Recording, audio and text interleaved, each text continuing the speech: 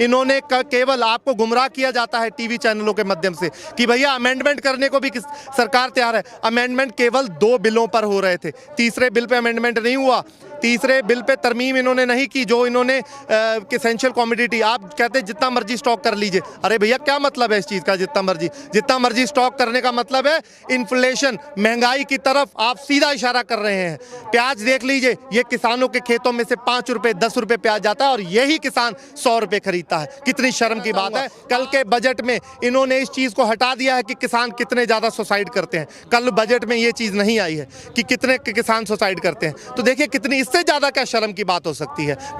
आप कहते हैं इस चीज़ पे शर्म, मैं तो कहता हूँ इस चीज़ पे, आप इन चीज़ों पे शर्म कीजिए कि क्या कर रहे हैं आप किसान के साथ। आप ठप्पा लगा रहे हैं कि अब कॉर्पोरेट का जमाना आने वाला है। आप ठप्पा लगा के कल आपने ये चीज़ सुनिश्चित कर दी है कि कॉर्पोरेट के हक में है, हम कॉर्पोरेट्स के हक में है। जो कृषि बिल कहते थे वो कॉर्पोरेट बिल है, ये आपने कल साबित कर दिया। मैं ये बता दूं, मजदूर एक झटके में खत्म होगा और वो आपको दिखता कैसे दिखेगा, मैं उदाहरण बताता हूं। जो बड़े बड़े सैलो बना दिए हैं ना, उसमें हजारों की तादाद में मजदूर नहीं चाहिए, केवल 7 से 10 किसान मजदूर उसको पूरा ऑपरेट कर सकेंगे। उसके बाद जो मजदूर ये सोच के बैठा रहता था कि 6 महीने के बाद जब किसान अपनी फसल काटेगा तो मैं पल्लेदारी का काम करूंगा या किसी का काम करूंगा, अब वो काम बिल्कुल खत्म हो जाएगा। किसान से पहले मजदूर खत्म होगा, 10 करोड़ लोगों के आसपास अनएम्प्लॉयमेंट आएगी, ये आप देख लेंगे आने वाले समय। हमारे साथ गुरवीर जी मौजूद हैं, किसानों के आंदोलन में लगातार जुड़े रहे हैं और स्टेज पर चढ़ के लगातार किसान भाइयों को समझाने का भी पूरा प्रयास इनकी तरफ से होता रहा है। आइए इनसे बातचीत करते हैं, क्योंकि फिलहाल जो है कल बजट चल रहा था। बजट निर्मला सीतारमण जी ने पूरे देश को दिया, एक बड़ी सौगात बताई जा रही है और साथ ही साथ में किसानों भाइयों के लिए एक बड़ी खुशखबरी दे रहे हैं कि हम इससे काफ़ी कुछ देना चाहते हैं।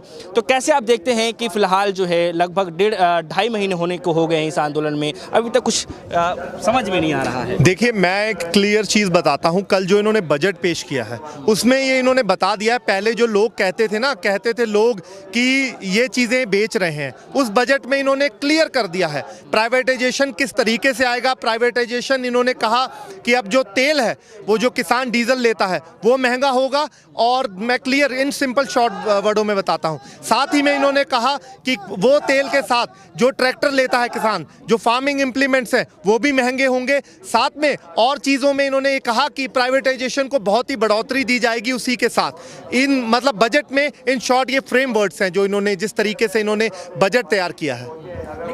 लेकिन सर सवाल यहाँ पर ये है कि बार बार जो है प्रधानमंत्री मोदी जी आकर के किसानों को समझाने का कार्य किए हैं, उसके बाद कृषि मंत्री जो तोमर जी हैं वो भी बार बार समझा रहे हैं।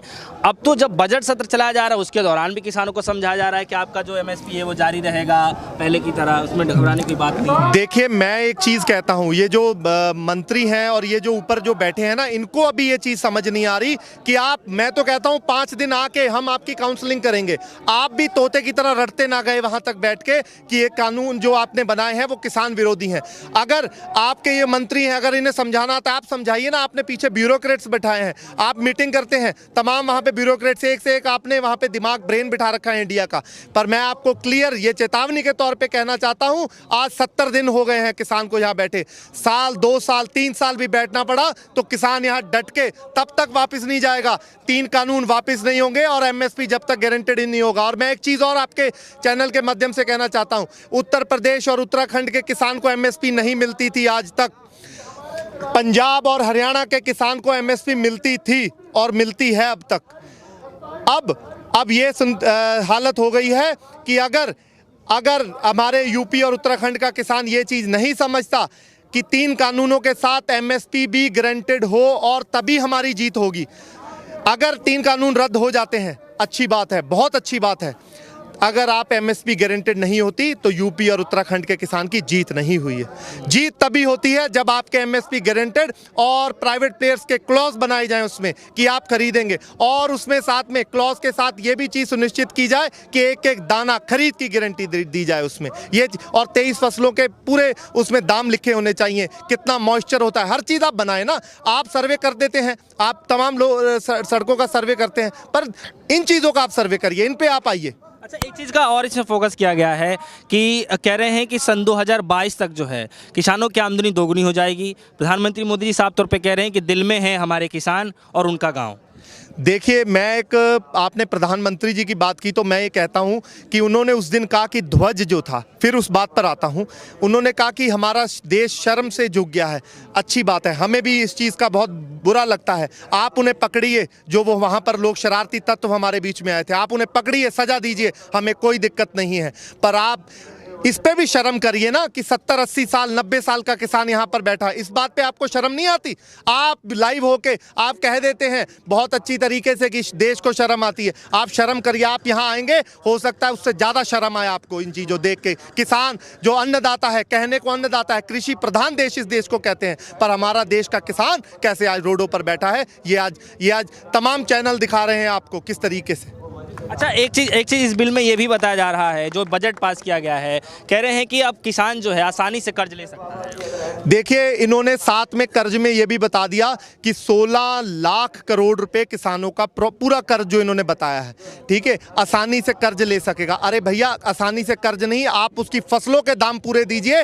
ट्रैक्टर पे आप 17% जो लगाते हैं इंटरेस्ट, वो कम कीजिए, फार्मिंग इम्प्लीमेंट कम कीजिए, डीजल सस्ता दीजिए, किसान को कर्ज भर्ज की जरूरत नहीं है। फिर आप उसके फसलों के दाम पूरे दे दीजिए, इतना ही बहुत है। हमें कर्ज माफ़ी भी नहीं, मैं तो क्लियर कहता हूँ, कर्ज माफ़ी अलग चीज़ है। अगर आप किसानों के आज अगर सर्वे के हिसाब से देखें तो गेहूं का रेट 6,000 रुपये क्विंटल होना चाहिए था। अरे 6 छोड़ो, आप 3,000 दीजिए, हमें कर्ज फर्ज की जरूरत नहीं है, किसान को आपके कर्ज की जरूरत नहीं है, बहुत आसानी से आप कह देते हैं। फिर दूसरी तरफ मैं एक और चीज़ कहना चाहूँगा, कल के बजट में इन्होंने इस चीज़ को हटा दिया है कि किसान कितने ज़्यादा सुसाइड करते हैं। कल बजट में ये चीज़ नहीं आई है कि कितने किसान सुसाइड करते हैं। तो देखिए, कितनी, इससे ज़्यादा क्या शर्म की बात हो सकती है।